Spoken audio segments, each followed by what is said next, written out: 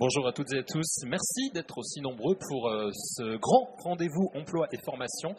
Comment relever l'immense défi du recrutement dans les services à domicile? C'est un sujet extrêmement important et extrêmement riche en réponses, j'imagine, grâce à nos invités. C'est vrai qu'il est très difficile aujourd'hui de recruter dans les services à domicile. 125 000 postes sont aujourd'hui à pourvoir. On nous promet un besoin de 800 000 emplois d'ici 2030. 600 000 pour remplacer les départs à la retraite et 200 000 pour répondre au vieillissement de la population. On peut le dire, le défi est gigantesque pour les professionnels du secteur des services à la personne. Alors comment renforcer l'attractivité de ces métiers? Le salaire est-il la seule réponse? Quelle place pour l'immigration au moment où la loi sur l'immigration est actuellement débattue à l'Assemblée nationale? C'est aujourd'hui même d'ailleurs. Comment fidéliser les salariés? On va en discuter, on a 3 petits quarts d'heure avec 4 invités pour en parler. Aline Mouchenot, qui est secrétaire fédérale adjointe CFTC Santé et Sociaux également, et par ailleurs présidente de OPCO EB, partenaire de référence des entreprises de proximité. Merci d'être avec nous. Merci à vous. Avec nous également Jérôme Pagès, directeur général de Axéo, qui nous fait le plaisir d'être là. Bonjour Jérôme, merci. Bonjour, merci. Directeur général de Axéo, donc j'imagine que vous avez plein de choses à nous dire également sur ce sujet.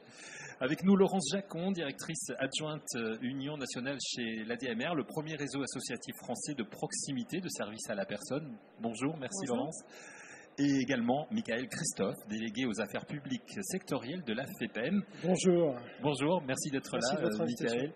La FEPEM, dont l'idée est de faire de l'emploi à domicile le premier engagement de citoyenneté. C'est un joli thème. On en parlera peut-être dans un instant si vous le voulez bien. Mais peut-être avec vous, Laurence, pour commencer, est-ce qu'on peut faire un état des lieux, dresser un état des lieux du secteur des services à domicile en termes de recrutement aujourd'hui, et pourquoi est-ce que c'est si difficile de recruter dans ces métiers du service à la personne aujourd'hui? Alors effectivement, en tout cas dans la branche de l'aide à domicile, aujourd'hui on a un besoin... Parlez bien dans le micro. On a un besoin aujourd'hui dans la branche de l'aide à domicile de 25 000 postes. Alors quand je dis 25 000 postes, ça veut dire des 25 000 postes non pourvus. Ce n'est pas le nombre de personnes que l'on va embaucher chaque année, il est beaucoup plus important, mais en tout cas aujourd'hui on a 25 000 postes qui ne sont pas pourvus dans la branche de l'aide à domicile. Donc forcément ça pose un souci, ça veut dire qu'on n'est pas forcément capable de répondre à toutes les demandes d'intervention, en tout cas les nouvelles interventions, pour nous concentrer vers celles que nous avons aujourd'hui. Je vais donner juste quelques chiffres parce que ça veut dire que sur l'avenir, ça va aussi s'accroître et c'est ça qui est important pour nous, oui, pour répondre à l'enjeu de demain. Et les enjeux ils sont importants parce qu'en termes de chiffres, aujourd'hui on est à peu près à 15 millions de plus de 60 ans en France. En 2030, c'est demain, on sera à 20 millions et en 2060 à 24 millions. À côté de ça, on a le baby-boom qui aujourd'hui a 77 ans. Donc le baby-boom, 77 ans, c'est l'entrée dans la dépendance. Donc avec beaucoup plus de besoins. Et le baby-boom à 77 ans, comme on sait que dans la dépendance, c'est à peu près dans cet âge-là, entre 75 et 85 ans que l'on y entre, forcément, ça veut dire que demain, on va avoir des besoins croissants auxquels on va être en difficulté pour répondre. Alors les difficultés, pourquoi ? Pourtant, on est quand même sur un métier de grande valeur qui a du sens.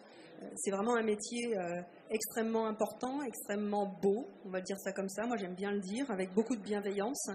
C'est un métier dans lequel on s'investit personnellement avec des valeurs, hein, c'est ça qui est essentiel. On ne s'investit pas dans ce métier par hasard. C'est aussi pour ça que l'on essaye de le présenter comme cela. On travaille beaucoup, par exemple, avec Pôle emploi pour montrer ce qu'est ce métier. Parce que, clairement, on a beaucoup d'idées reçues. Voilà, je ne vais pas dire de gros mots, mais beaucoup d'idées reçues sur ce métier. Et c'est un métier qui a vraiment beaucoup de sens. D'ailleurs, est-ce que dans la salle, il y a des personnes qui sont intéressées, qui ne sont pas encore dans ces métiers-là et qui ont envie d'y entrer, peut-être? Est-ce qu'il y a... Si vous êtes... Oui, voilà, c'est important. Vous avez raison de le souligner, Laurence. Voilà. Ouais. C'est pour ça que Pendant le Covid, les aides à domicile, elles étaient là. Elles étaient là, elles étaient auprès des personnes qu'elles ont accompagnées, qu'elles ont aidées, avec les moyens que l'on avait, même si on a essayé de mettre les choses en place, mais elles étaient là. Elles étaient là et clairement, elles n'étaient pas en télétravail. Ça se fait pas. Alors les raisons, c'est quoi ? La première, on est d'accord, c'est la rémunération. Pourtant, on a négocié un bel accord, un bel avenant, un avenant dit 43 dans notre jargon de branche. Sauf que malheureusement, cet avenant, on l'a signé 15 jours avant le Covid.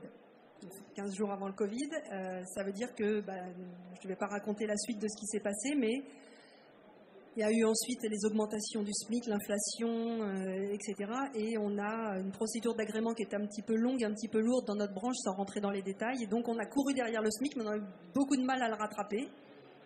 Donc aujourd'hui, on ne l'a pas encore rattrapé, mais on vient de signer un accord il y a 2 semaines qui va rattraper au SMIC tous ces coefficients. Mais on est quand même sur des rustines parce qu'on n'est pas sûr. On est en train de détricoter un petit peu notre avenant malgré tout parce qu'on s'occupe des plus bas salaires et donc du coup on met un peu par terre la hiérarchie qu'on a mis en place. Mais on va entamer une politique salariale sur 2024 qui est plus concrète et qui nous intéresse pour aller plus avant et pour être plus attractif dans notre secteur.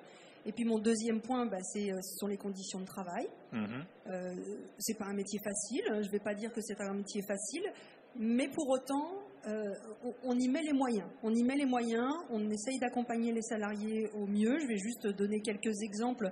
Aussi, je parlais tout à l'heure des idées reçues. Les idées reçues, on essaye de les combattre aussi. C'est pas un métier solitaire. Il y a beaucoup d'accompagnement, il y a beaucoup d'encadrement. Pour la DMR, par exemple, il y a 85 000 bénévoles également qui travaillent dans les associations locales pour accompagner les salariés. Donc, il y a beaucoup de réunions de concertation. Enfin, voilà, c'est pas un métier solitaire, même si forcément la salariée, elle est au domicile, elle est seule. Ensuite, on a aussi beaucoup d'aides techniques, parce qu'on dit parfois que c'est un métier physique. C'est vrai que c'est un métier physique, mais on a beaucoup d'aides techniques de plus en plus, et de plus en plus d'aides financières pour mettre en place ces aides techniques, que ce soit des lits médicalisés, que ce soit des disques de transfert ou autres. On a beaucoup d'aides techniques. Troisième point, c'est les aides psychologiques. Parce que là, oui, on ne peut pas le cacher non plus, il y a peut-être un effet psychologique, même si on a des formations pour les accompagner, pour les aider à voir comment on peut entrer dans ce métier, comment on assume aussi le fait d'être face à la dépendance d'une personne. Donc on a contracté avec une plateforme d'aide psychologique accessible 24 sur 24, 7 sur 7 et complètement confidentielle et gratuite pour tous les salariés, de façon à avoir une présence.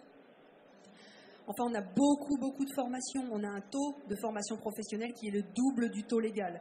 Donc, on essaye d'accompagner les salariés dans beaucoup d'aspects. J'ai parlé tout à l'heure des aides techniques, mais il y a aussi tout le reste. Et puis, des spécificités aussi qui permettent aux salariés d'avoir un parcours professionnel.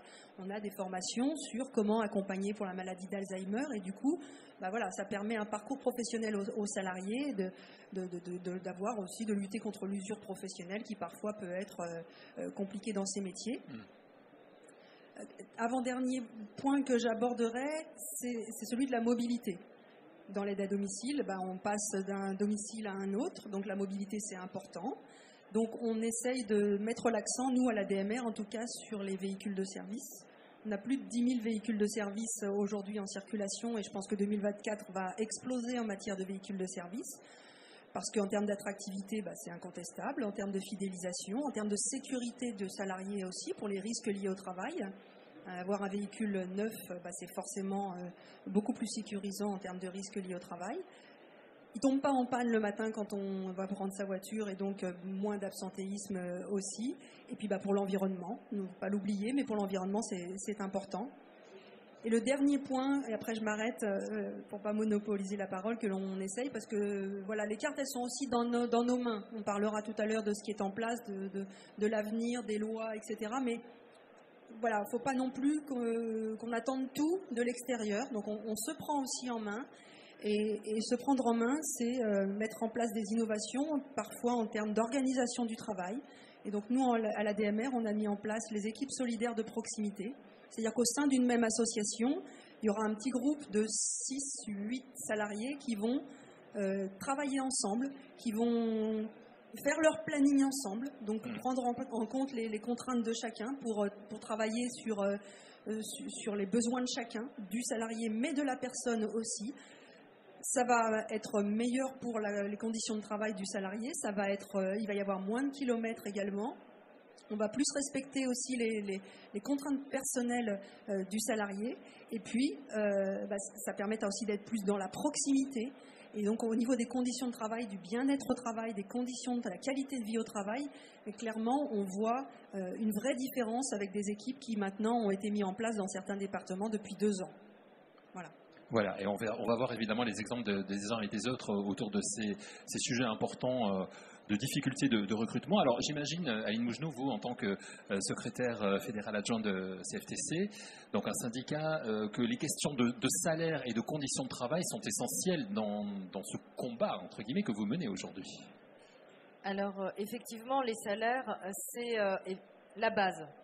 Ouais. Seulement, vous dites, les combats qu'on mène, contrairement à ce qu'on pourrait penser, on ne les mène pas contre les employeurs. Parce que c'est les spécificités de ce secteur. On n'est pas en opposition avec les employeurs, on est avec eux pour faire comprendre au pouvoir public que la façon dont est organisé le secteur ne permet pas aux employeurs de payer correctement et décemment leurs salariés.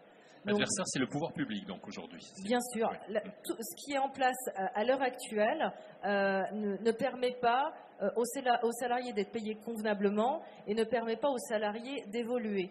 Vous avez l'exemple, Laurence a donné les exemples pour l'ADMR, mais on a d'autres intervenants. Donc, on va avoir le secteur, donc là, c'est le secteur associatif. On a les entreprises de services à la personne et on a le particulier employeur. Pour un même métier, 3 conventions collectives différentes. 3 secteurs où les pouvoirs publics vont intervenir et pas de la même façon. Avec pourtant un cadre qui limite l'action. Un entrepreneur ne peut pas dire demain je vais faire payer tant pour pouvoir payer mes salariés à telle hauteur. C'est limité, c'est encadré. Et c'est ce qui pose la difficulté. Je suis persuadée que les 3 personnes à côté de moi, qui sont normalement de l'autre côté de la table, seront tout à fait d'accord avec moi. On a une problématique de financement. On a eu des métiers, des compétences qui ont été données, mais on n'a pas mis les financements en face. Et donc là, on a un véritable enjeu à ce niveau-là. Et donc, nous, on travaille. Et pourquoi la CFTC est présente au Salon des services à la personne? On est le seul syndicat. Parce qu'on a besoin de rencontrer les salariés, on a besoin qu'ils nous connaissent de manière à pouvoir travailler avec eux. Parce qu'un salarié, s'il commence dans une association, quelques années après, il peut avoir envie ou besoin, parce qu'il va se déplacer, etc., d'aller travailler dans une entreprise. Et puis le soir, il va faire peut-être un complément de salaire et il va aller faire des chèques emploi-service et il va relever d'une branche, de la branche du particulier employeur.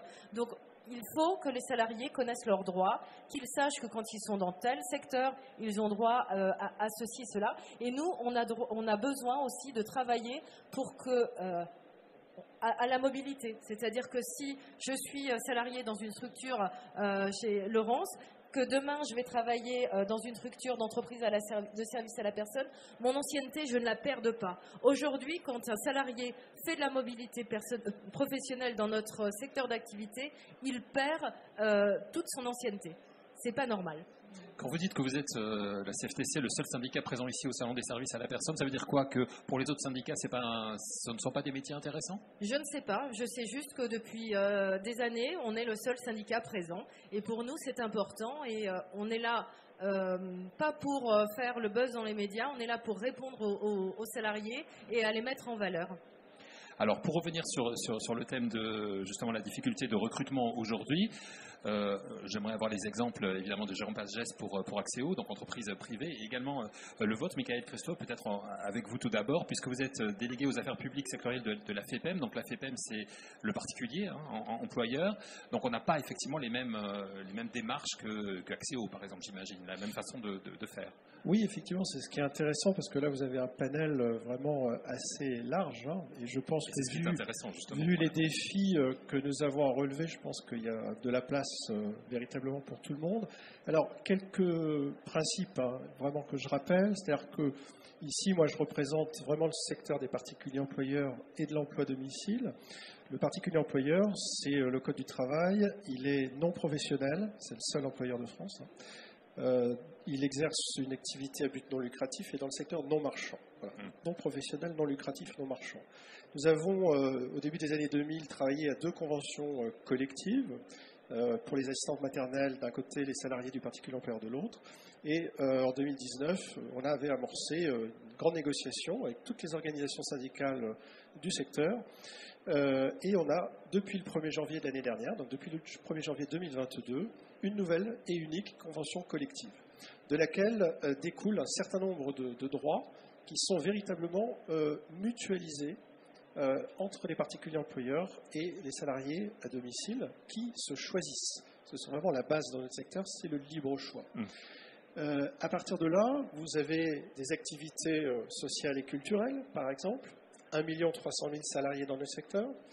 Il y a 2 ans, il y a 2 lois d'initiative parlementaire qui sont passées, qui étaient la PPL dite Vidal sur la prévoyance, et également, je sais qu'il y a l'une des anciennes rapporteurs qui est dans la salle, Madame Parmentier-Lecoq, et Carole Grandjean, qui avait porté la proposition de loi sur prévention des risques et santé au travail. 1 300 000 aussi salariés dans le secteur qui n'étaient pas, à cette époque-là encore, dans la prévention des risques et la santé au travail et qui y sont aujourd'hui. Nous sommes en train de bâtir un service national de santé au travail aujourd'hui. Par ailleurs, il y a, depuis le 1er janvier de cette année, le groupe de protection sociale de notre secteur, qui est le groupe IRSEM, qui vient de fêter ses 50 ans, qui verse une indemnité de départ volontaire à la retraite et qui va prendre en compte justement l'ancienneté. Ça, c'est très important. Et évidemment, toute la professionnalisation. Aujourd'hui, la plateforme nationale de professionnalisation du secteur, qui est le groupe Domicile et Compétences, avec Hyperia notamment, et l'Université du Domicile, c'est 120 000 départs en formation par an. La limite des 100 000 a même été franchie juste après la période sanitaire, avec plusieurs titres aujourd'hui qui sont inscrits au répertoire national des métiers, où vous avez assistant maternel, garde d'enfants à domicile, vous avez employé familial, et puis assistant de vie, autonomie et pour les personnes en situation de handicap. Les 800 000 emplois dont vous parliez, Eric, tout à l'heure, c'est un chiffre de l'Observatoire national de l'emploi à domicile. Il se décompose de la manière suivante. Vous avez 660 000 départs à la retraite d'ici 2030. Ça a déjà commencé, en réalité. Ce qu'évoquait Laurence également tout à l'heure. Voilà, exactement. Ouais. Donc le secteur est vraiment déjà en tension de recrutement, ça on le sait tous. Mais vous avez aussi l'effet vieillissement de la population. Donc c'est ce que j'appellerais un peu l'effet double effet Kids School, si on peut dire. C'est-à-dire que, comme aujourd'hui on le sait, même la ministre Aurore Berger le dit, c'est 92% des Françaises et des Français qui souhaitent vieillir à domicile. Eh bien, vous avez des besoins croissants d'assistants de vie pour accompagner le vieillissement de la population. Et vous le disiez très bien, Mme Jacou, tout à l'heure, voilà, les personnes qui ont besoin vraiment d'être accompagnées sur leurs besoins, j'allais dire quotidiens. Aujourd'hui, on met en place à l'échelle du secteur un conseil en orientation et en évaluation professionnelle, donc avec des conseillers qui sont formés justement pour accueillir celles et ceux, peut-être qu'il y en a dans la salle, qui aspirent à devenir salariés dans le secteur. Il y a des besoins très importants. Quelques chiffres, aujourd'hui on est à peu près à 550 000 assistantes et assistants de vie. Je dis beaucoup assistantes parce que c'est essentiellement des femmes. Et ça va croître puisque toujours le même observatoire de l'emploi à domicile a estimé, d'ici 2030 toujours, à 135 000 créations nettes d'emplois d'assistants de vie nécessaires. Donc vous voyez l'effet qui est considérable. Et enfin, peut-être un dernier mot, c'est effectivement la question liée aussi au salaire, c'est important. J'ai parlé des différents droits attachés à la convention collective, mais il y a aussi la question du salaire. Pour prendre un seul exemple, on est en Île-de-France, j'ai les chiffres de l'Observatoire sous les yeux. Aujourd'hui, le salaire horaire net moyen d'un assistant ou d'une assistante de vie dans notre secteur, voilà, par Île-de-France, c'est 12,71 €. On est sur un salaire minimum qui est à 10,12 € en salaire net horaire et un salaire médian d'assistant de vie toujours, qui est à 12,11 € de l'heure. Donc vous voyez bien qu'on est au-delà du SMIC, au-delà des minimums conventionnels. Et donc je dirais que tout ça participe véritablement de l'attractivité. Et enfin, 2 derniers points. On va, je l'espère, expérimenter l'apprentissage dans notre secteur à partir de 2024. Donc ça, c'était très important parce que là aussi, notre secteur en était jusqu'à présent exclu. Et donc, on veut pouvoir contribuer utilement à l'objectif qui a été fixé par le président de la République d'avoir 1 million d'apprentis d'ici la fin du quinquennat en 2027. Donc, notre secteur se mobilise pour cela. Là aussi, sur tous les métiers, assistant de vie, assistante maternelle, garde d'enfants et employé familial. Et enfin, une expérimentation que nous avons lancée à Marseille et qui va se poursuivre à Paris dans d'autres régions, qu'on a appelé le Lab Migration pour l'emploi à domicile, qui vise essentiellement les personnes nées à l'étranger, qui veulent rejoindre notre secteur et s'intégrer à la fois par le travail, par la langue et par les compétences métiers. On a inauguré fin mai avec le ministre du Travail, Olivier Dussopt, le Lab Migration à Paris. Voilà, et on a déjà des cohortes de stagiaires qui sont partis en formation. Je dirais, voilà, on va pouvoir évaluer dans les mois qui viennent le dispositif. Mais en tout cas, voilà, le secteur est, je dirais, en grande ouverture pour relever tous ensemble ce défi de l'emploi qui est majeur. Voilà, et essayer d'attirer évidemment de plus en plus de monde. Jérôme Pagès, l'entreprise Axéo que vous représentez, dont vous êtes directeur général, a, j'imagine aussi, et confronté également à toutes ces difficultés de recrutement. Comment vous procédez? Comment vous essayez d'attirer justement de nouveaux collaborateurs? C'est sûr, c'est pas une mince affaire. C'est vrai qu'aujourd'hui, nous, par exemple, dans le groupe Axéo Services, en tout, on a 3000 personnes en recrutement. Donc c'est ce qu'on recrute aujourd'hui. Axéo Services, c'est 6000 collaborateurs, mais on a 3000 postes ouverts en permanence. Au-delà du turnover qu'on a, on a quand même de la création de postes parce qu'on a tous les jours on refuse des clients parce qu'on n'a pas assez de collaborateurs pour répondre à la demande. Donc c'est assez frustrant en effet. Donc aujourd'hui c'est vrai que tout à l'heure on en parlait, on a 3 fonctionnements différents autour de la table, 3 grilles salariales différentes, 3 taux de charge différents. Enfin on a des taux de charge qui sont quand même différents et donc on se concurrence finalement sur des points différents. C'est vrai que un particulier, un salarié qui travaille en particulier employeur va globalement toucher un peu plus parce que des taux de charge sont réduits. Donc ça présente certains avantages. Donc nous on lutte aussi avec nos confrères qui sont le particulier employeur, qui sont les associations, qui présentent d'autres avantages. Donc c'est vrai que vous avez répondu tout à l'heure qu'on ne peut pas se battre par rapport à la rémunération, parce qu'après il y a la réalité économique. Malheureusement, les tarifs ne sont pas extensibles et nos clients, en tout cas selon les prestations, il y a des tarifs qui sont réglementés et donc on ne peut pas dépasser certains tarifs. Et donc du coup, après il y a la réalité économique. Un client ne pourrait pas payer 40 € de l'heure pour une prestation de ménage à son domicile. Ça, c'est sûr et certain. Et je pense qu'il serait un tarif, on arrivera dans quelques années en tout cas. Mais c'est vrai, donc on essaye de se battre sur d'autres choses. Donc c'est vrai qu'il n'y a pas que la rémunération qui compte, il y a plein d'autres choses qu'on essaye d'insuffler au sein de nos structures, que ça soit la joie de vivre déjà. Le fait d'arriver, de travailler dans une entreprise où il fait bon vivre. Est-ce que vous jouez justement sur la marque employeur, comme le font d'autres entreprises qui ont des difficultés de recrutement? C'est vrai que la marque employeur est importante, mais c'est un tout. Donc ça va être un CE mutualisé, ça va être des formations. Tout à l'heure, vous en parliez, la formation est très importante pour apporter des compétences à nos collaborateurs et de pouvoir les faire grandir au sein de nos structures. Ensuite, au-delà de la formation, vous avez tout ce qui est la considération des collaborateurs. Ça, c'est hyper important. Et quand je parle considération, ça va être aussi bien dans la gestion de leur planning, de leur apporter la modulation qu'ils ont besoin par rapport à leurs contraintes personnelles. Donc, c'est vrai que, par exemple, nous, chez Axéo, la plupart de nos collaborateurs sont en CDI. Et en fait, c'est nos collaborateurs qui choisissent finalement le temps qu'ils ont envie de travailler. Ce que je veux dire, c'est...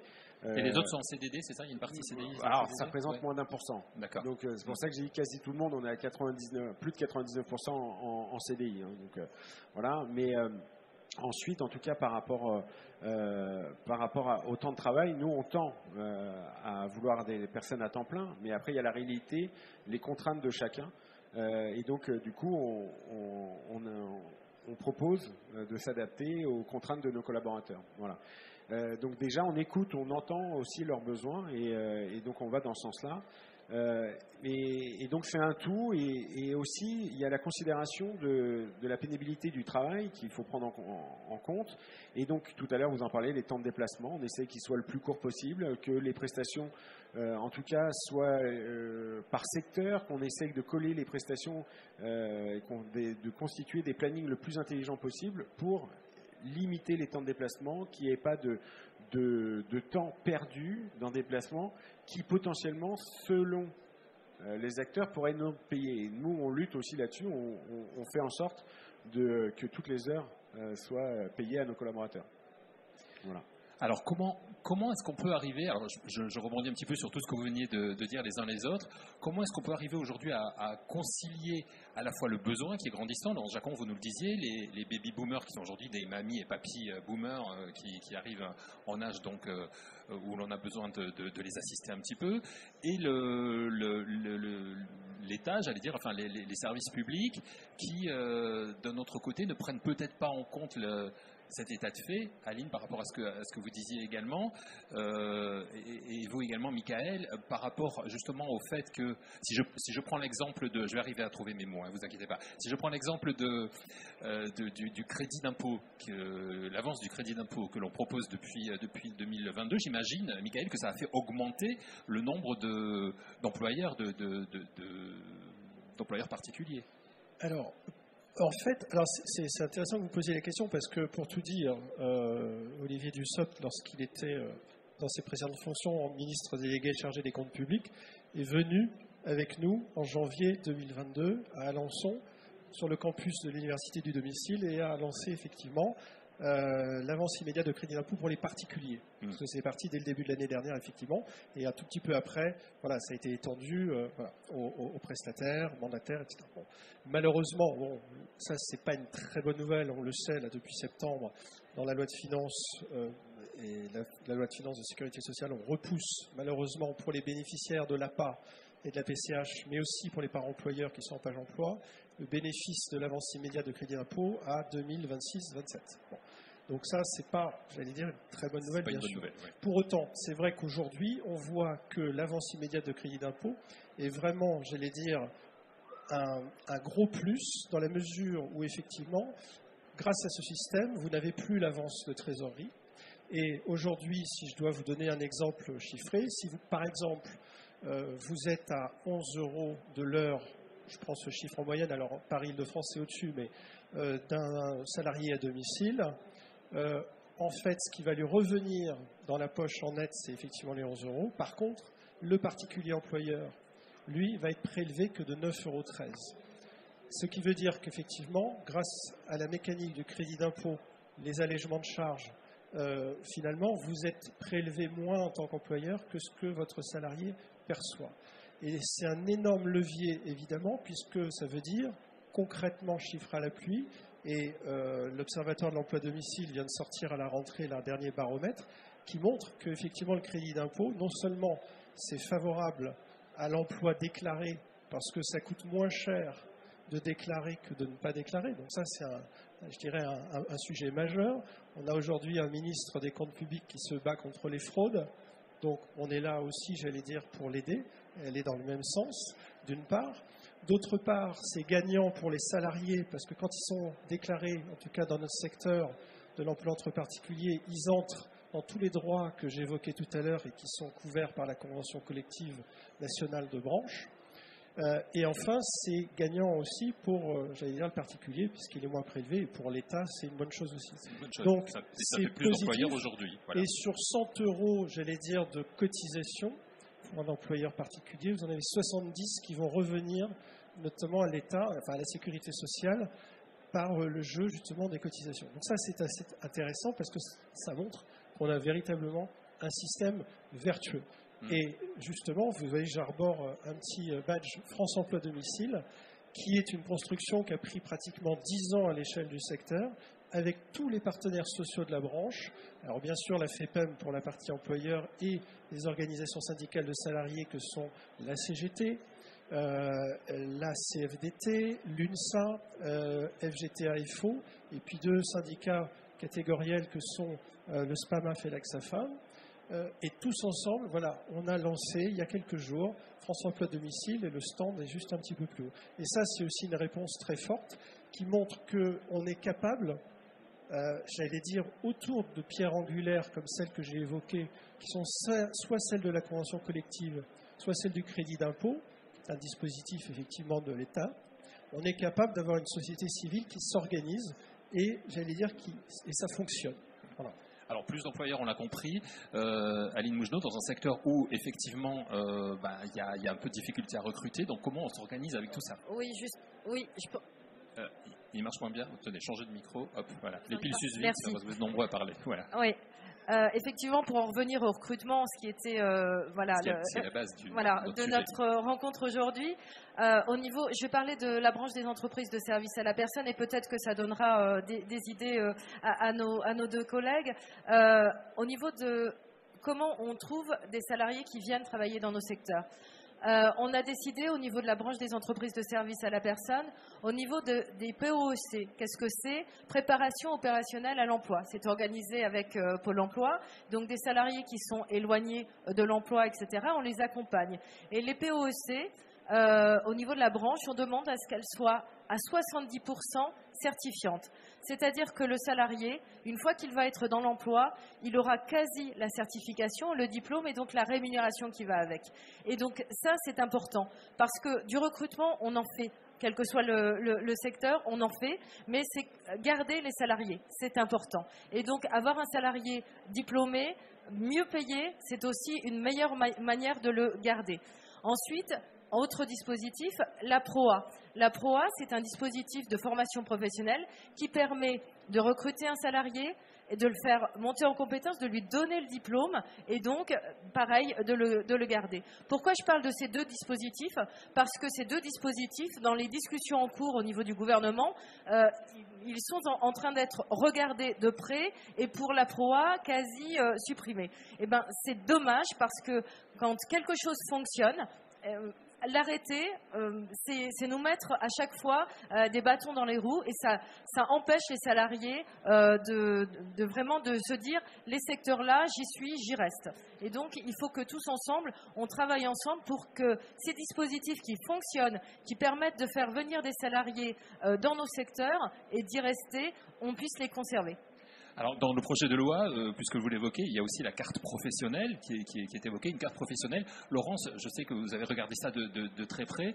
Ce projet Bien vieillir que porte Aurore Berger, notamment, qui était là ce matin, est-ce qu'il va dans le bon sens des choses? Alors, juste une petite précision à ce qu'a dit Aline, et puis je vais enchaîner là-dessus. Nous, à l'ADMR, on a créé l'Académie ADMR. Donc, c'est en fait un partenariat avec Pôle emploi, un organisme de formation et un employeur ADMR. Et donc l'idée, c'est de qualifier, de diplômer le salarié également et de l'embaucher à l'issue. Et je dirais que le partenariat avec Pôle emploi, il va servir à financer la formation. Donc on ne l'a pas mis dans la branche, mais on le fait quand même. Et on a donc une académie ADMR dans tous les départements pour accompagner les salariés vers le diplôme, vers l'emploi. Sur la loi Bien vieillir, oui, elle est en discussion au Parlement en ce moment, donc c'est important. Plusieurs points intéressants. Il y a vraiment des choses intéressantes dans cette loi.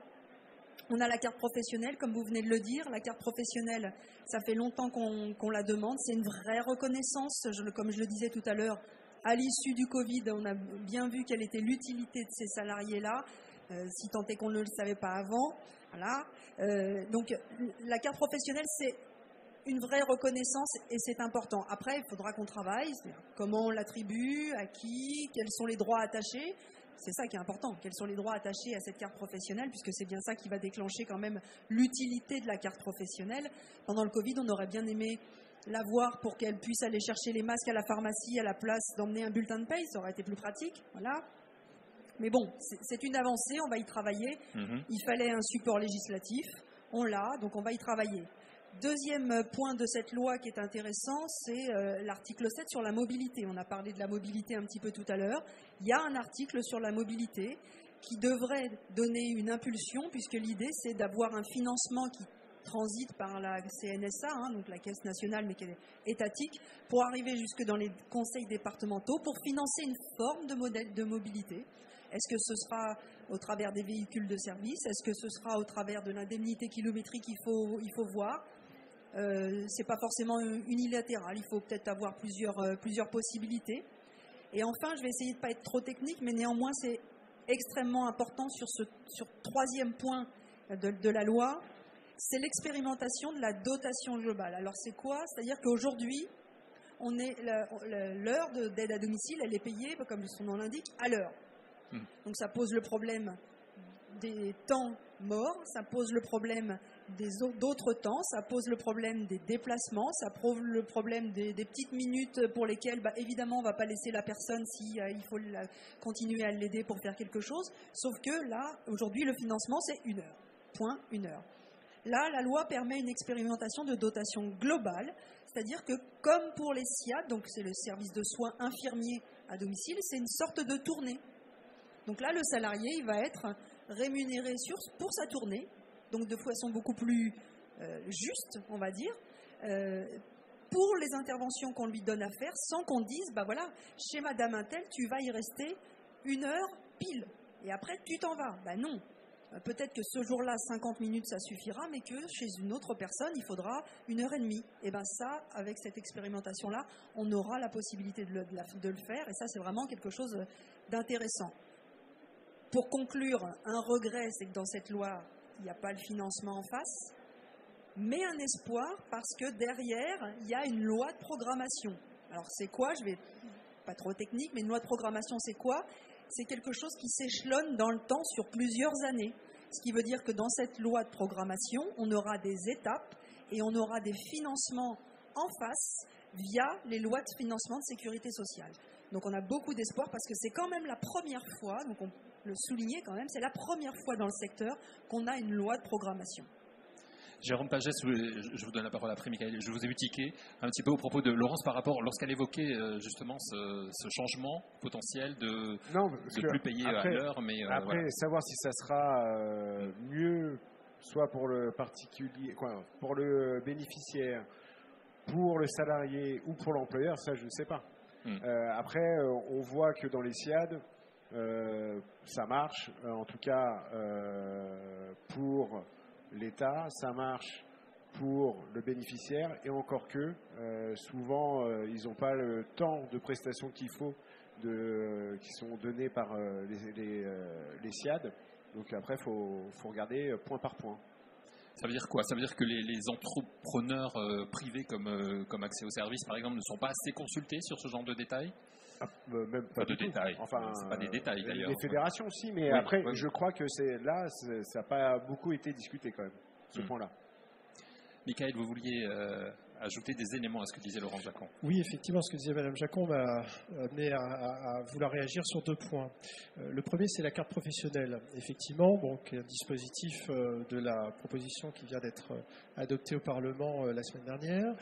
Le secteur des particuliers employeurs et de l'emploi à domicile n'est pas concrètement dedans, mais nous, on va de toute façon contribuer pour faire en sorte qu'à un moment donné, d'un point de vue réglementaire, parce qu'il va y avoir ce travail qui va être fait pour savoir, évidemment, quels sont les critères pour l'obtenir, etc.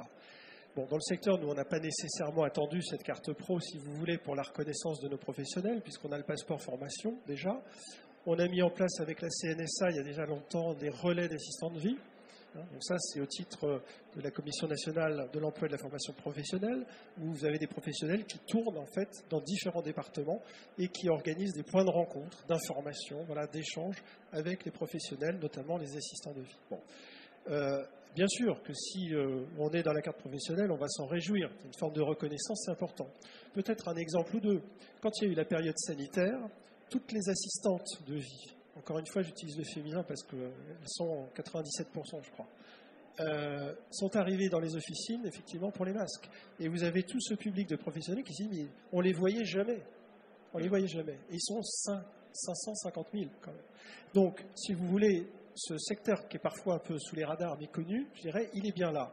Et effectivement, au moment de la période sanitaire, j'allais dire que les pouvoirs publics étaient plutôt pas mécontents de compter avec ce public. Mais après, c'est un petit peu retombé. Un exemple, quand il y a eu la crise à la pompe, qu'on ne savait plus trop si on allait pouvoir faire le plein, etc., à un moment donné, les préfectures ont travaillé sur des listes de publics prioritaires à la pompe. C'est bête pour nous, mais on ne retrouvait pas nos assistantes de vie. Voilà. Or, si on avait eu des dispositifs effectivement comme la carte professionnelle, ça n'arriverait pas. Et ça, si vous voulez, à un moment donné, on ne peut pas, à un moment donné, vous mettre dedans, à un moment vous sortir, etc. Ça, c'est vraiment essentiel. Et ce que je voulais dire aussi sur la formation, nous, dans notre secteur, on se forme, le salarié se forme sur son temps de travail. Voilà, on a un mécanisme de défraiement qui permet effectivement de se former sur ses heures de travail. Donc ça, c'est vraiment très important et je voulais effectivement le signaler. Cette carte professionnelle, d'ailleurs, est-ce qu'elle va être obligatoire? Est-ce qu'il faudra en passer par là par rapport à ces métiers, ou est-ce que ça va être une option que les employeurs pourront choisir? Mais j'imagine que quand on est employeur, on ne va pas forcément s'arrêter à ça, vu la difficulté aujourd'hui des recrutements. Je ne sais pas ce que vous en pensez, Laurence Jacquon. Non, mais c'est justement ça qui va être discuté. Pour l'instant, dans la loi, il y a le principe. Ce que je vous disais tout à l'heure, c'est pour qui va la fournir, qui va la donner, selon quels critères et avec quels droits attachés. Et tout ça est lié. Parce que en fait, l'idée, c'est quand même que ce soit une carte qui soit allouée aux salariés qui aident les personnes dépendantes, puisqu'on est sur une prestation de service public, même si on n'est pas sur un service public, bien évidemment, mais on aide des personnes en dépendance, que ce soit des personnes âgées, des personnes en situation de handicap, mais aussi des familles socialement en difficulté. Donc voilà, tous les publics sont concernés. Et l'idée, c'est vraiment que cette carte professionnelle puisse être attribuée à ces salariés-là.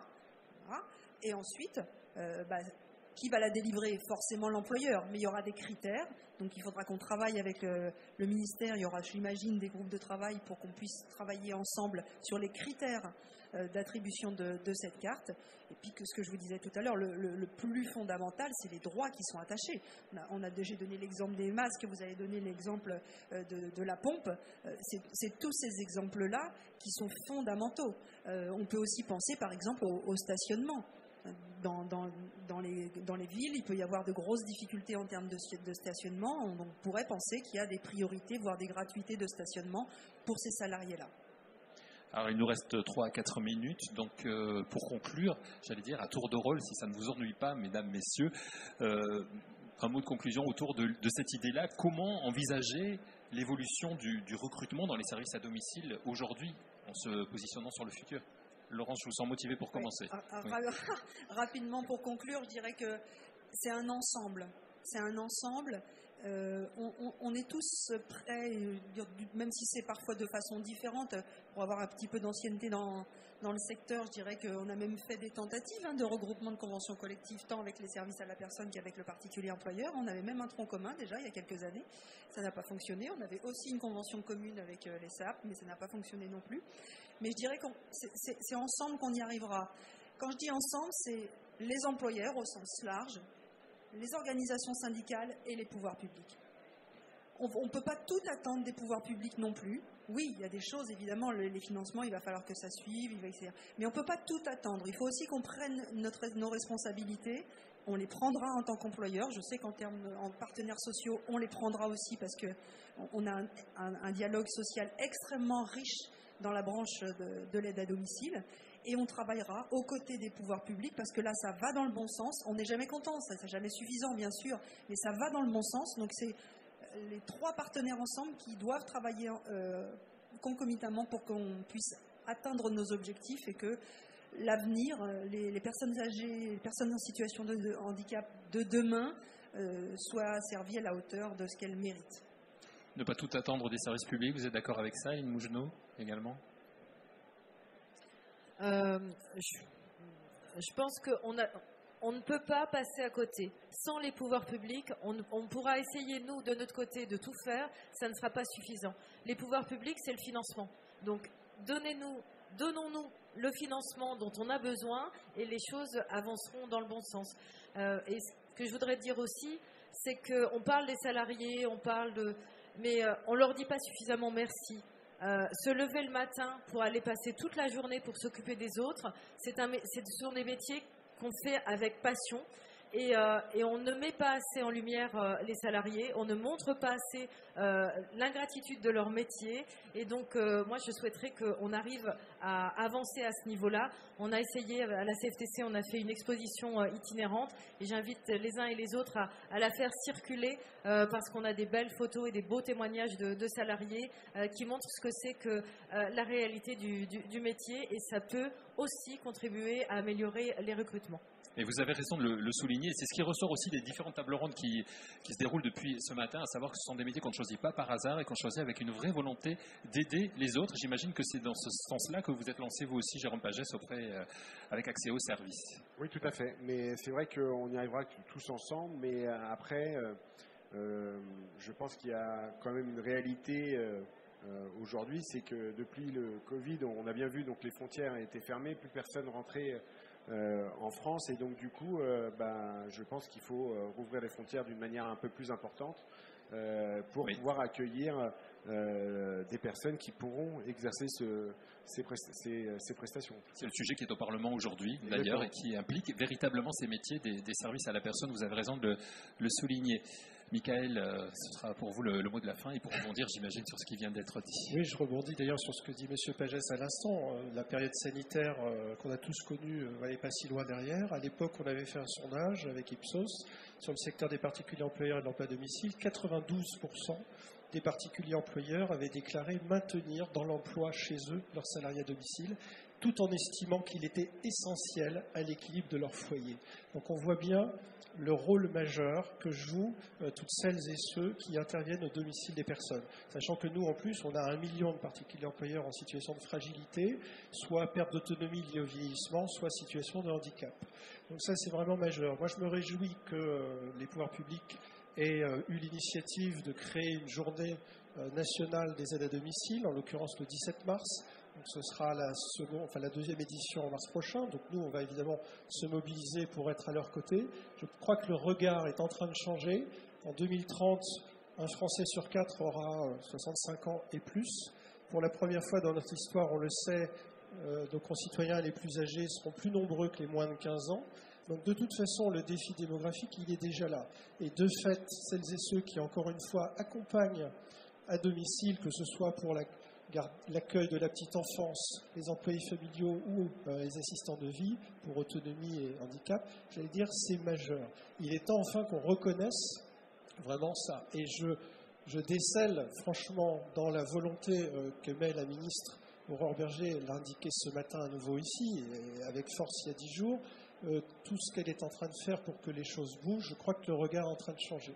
Voilà. Et donc nous, on essaye vraiment sur notre secteur d'être en contribution vraiment des politiques publiques, parce qu'effectivement, ça a été très bien dit, hein, sans eux, on peut pas y arriver. Mais on prend aussi nos responsabilités, et encore une fois, que vous soyez particulier employeur ou salarié à domicile ou que vous aspiriez à l'être, je vous invite à aller sur le stand de France Emploi Domicile, qui est vraiment le portail du secteur, et vous aurez toutes les informations vraiment objectivées. Tout est paritaire et c'est clair, c'est net. Voilà, donc toutes les réponses à vos questions. Merci beaucoup. Merci beaucoup. Merci à vous quatre. Merci pour vos interventions. Alors évidemment, 3/4 d'heure pour évoquer ce sujet important du recrutement, ce n'est pas suffisant. On le disait en le préparant tout à l'heure, il y en avait pour au moins 3 heures, voire plus de discussion. Mais effectivement, vous êtes là, le salon est là pendant 2 jours encore pour essayer d'obtenir tous les renseignements avec les différents stands. Merci beaucoup à tous les 4. On va continuer les conférences. Une conférence importante à venir tout à l'heure. Lever des fonds dans la Silver Economy, se donner les moyens pour voir grand. Ce sera tout à l'heure ici à 16h30. Et puis un événement également qui vous attend. On dit Trophée 2023, la valorisation des actions d'inclusion de personnes en situation de handicap. C'est sur le stand de la FESP. Donc vous pouvez vous y rendre. Ce sera tout à l'heure à 17h.